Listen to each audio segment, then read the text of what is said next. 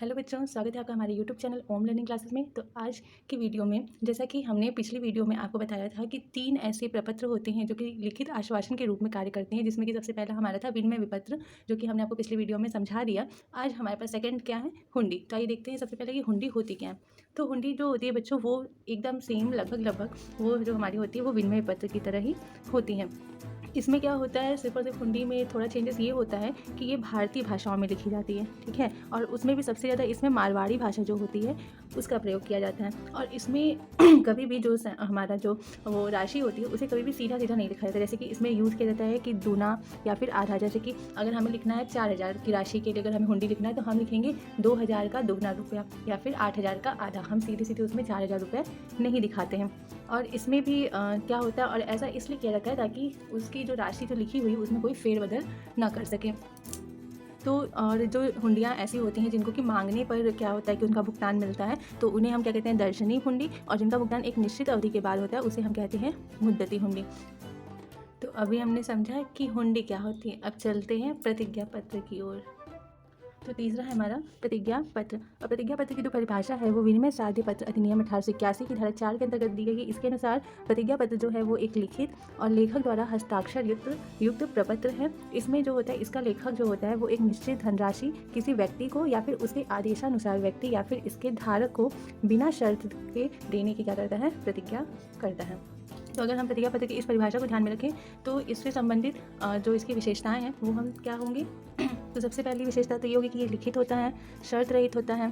तीसरा है कि इसमें एक निश्चित राशि अदा करने का वचन दिया जाता है। इसमें लेखक के जो होते हैं हस्ताक्षर होते हैं। और ये सबसे मेन बात कि ये देनदार की तरफ से लिखा जाता है, यानी कि इसे लेनदार नहीं लिखता है, इसे कौन लिखता है, देनदार, यानी कि जिसे पैसा देना है तो वो लिखता है। और इस पर भी विनिमय साध्य लेख पत्र अधिनियम ही लागू होता है, यानी कि जो अधिनियम हमारे विनिमय पत्र पर लागू होता है वही अधिनियम हमारे प्रतिज्ञा पत्र पर भी लागू होता है। और इसका भुगतान जो होता है वो आदेशित व्यक्ति को निश्चित अवधि के बाद किया जाता है। और लास्ट है कि इस पर राजस्व स्टाम्प जो है वो लगाना अनिवार्य होता है। आइए अब देखते हैं कि जो आहर्ता यानी कि जो ड्रावर होता है वो विनिमय विपत्र का क्या क्या प्रयोग कर सकता है। तो सबसे पहला जो है कि आहर्ता द्वारा बिल को भुगतान तिथि तक रखा जाना, यानी कि जो ड्रावर होता है वो क्या कर सकता है, जो विनिमय विपत्र उसने लिखा है उसे वो चाहे तो अपने पास तब तक रख सकता है जब तक कि उसकी भुगतान तिथि या फिर देय तिथि ना आ जाए। जैसे अगर उसकी 3 महीने का बिल लिखा है तो वो 3 महीने तक बिल को क्या करेगा, अपने पास ही रखेगा। दूसरा जो हमारा आता है वो है प्राप्य बिल का भुनाना।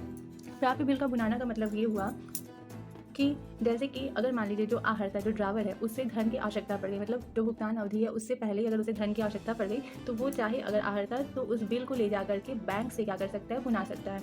तो बैंक क्या करता है कि उस बिल का पैसा देने के लिए कुछ कटौती यानी कुछ चार्जेस काटता है। जैसे कि अगर मान लीजिए हमारा 3000 का बिल है, ठीक है, और हमने बैंक में हम उसे ले गए और हम उसे बैंक से भुना लिए, तो बैंक क्या करेगा कि उसमें 30 रुपये 40 रुपये जैसे भी उसे चार्जेस लगाने होंगे उस हिसाब से वो उतना रुपये काट करके, जैसे अगर उसने 40 रुपये चार्जेस लगाए तो वो हमें 2960 रुपये ही क्या करेगा, देगा।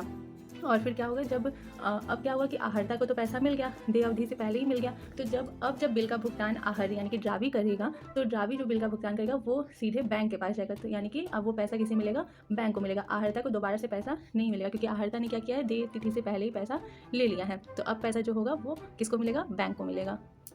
और इसमें एक चीज़ ये भी होती है कि जैसे कि ज़रूरी नहीं कि बिल जितने का है उतना पैसा हम पूरा नहीं करें। जैसे मान लीजिए बिल 4000 का है, ठीक है, और हमें सिर्फ और सिर्फ 3000 रुपये की ज़रूरत है, तो हम बिल पर सिर्फ 3000 रुपये ही बैंक से लेंगे। तो जो चार्जेस लगते हैं डिस्काउंट के लिए, डिस्काउंट चार्जेस, तो वो चार्जेस भी सिर्फ और सिर्फ 3000 रुपये पर ही लगेंगे। और जो 1000 हमारा बच रहा है उसे हम क्या कहते हैं, मार्जिन मनी कहते हैं, ठीक है। तो उस पर क्या होगा, उस पर चार्जेस नहीं लगेंगे। तो वो 1000 जो है वो ड्रावर को मिलेगा बाद में, और 3000 रुपये जो उसने ड्रावर ने पहले ही भुना लिए हैं वो 3000 रुपये बैंक के पास जाएंगे, ठीक है। तो बैंक को सिर्फ उतनी ही राशि मिलेगी जितनी बैंक ने दी है ड्रावर को, और जो नहीं दी है वो बाद में दे दी थी फिर ड्रावर को ही मिलेगी। तीसरा प्रयोग क्या कर सकता है ड्रावर, कि प्राप्य बिल का वो बेचान कर सकता है। बेचान करने का मतलब ये हुआ कि जैसे मान लीजिए जो ड्रावर है उसने भी कहीं से उधार पैसा लिया है या फिर उधार उसने माल खरीदा है, तो वो क्या करेगा, जो बिल उसके पास है वो बिल अपने लेनदार को दे देगा। तो उसका भुगतान जो है, बिल का भुगतान वो ड्रावर के लेनदार को जाएगा।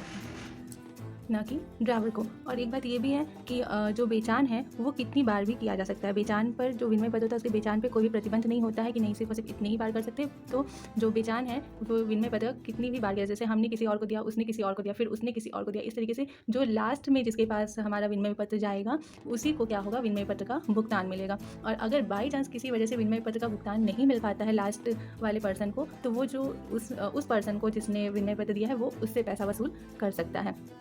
और जो जब आहर्ता क्या करता है, अपना विनिमय पत्र किसी और व्यक्ति को देता है, तो आहर्ता को उस टाइम हम हस्तांतरक यानी कि ट्रांसफरर कहते हैं। और जब जो व्यक्ति को विनिमय पत्र दिया गया, हस्तांतरित किया गया, उसे हम हस्तांतरिती यानी कि ट्रांसफरी कहते हैं। नेक्स्ट यूज़ है हमारा कि प्राप्य बिलों की राशि का एकत्रीकरण। तो कभी कभी क्या होता है कि जो ड्राइवर होता है वो विपत्र को बैंक के पास जमा कर देता है कि जब वो राशि, उसको विपत्र की राशि जब भुगतान तिथि पे क्या करेगा, बैंक क्या करेगा, अपने पास ले लेगा। और अपने पास जब वो ले लेगा तो फिर अगर वो चाहे तो उसे ड्राइवर के अकाउंट में क्रेडिट कर सकता है, या फिर अपने पास ही वो रखा रहेगा बैंक, जब ड्राइवर चाहेगा तो उस राशि को वो क्या कर सकता है, निकाल सकता है।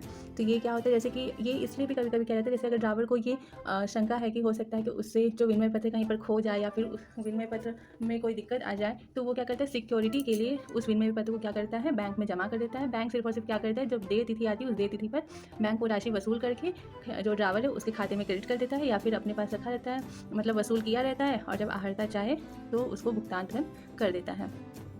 पाँचवा है हमारा प्राप्य बिल को गिरवी रखना। इसमें क्या होता है कि अगर ड्राइवर को ज़रूरत पड़ जाती है कुछ पैसों की तुरंत में और उसके पास पैसे ना हो, तो वो चाहे तो प्राप्य बिल को किसी दूसरे व्यक्ति के पास गिरवी रख सकता है। जिस तरीके से हम लोग सोना चांदी अपनी ज़मीन जायदाद को गिरवी रख के उस पर लोन लेते हैं, तो उसी तरीके से ड्राइवर भी क्या कर सकता है, विनिमय पत्र को गिरवी रख करके उस पर ऋण ले सकता है।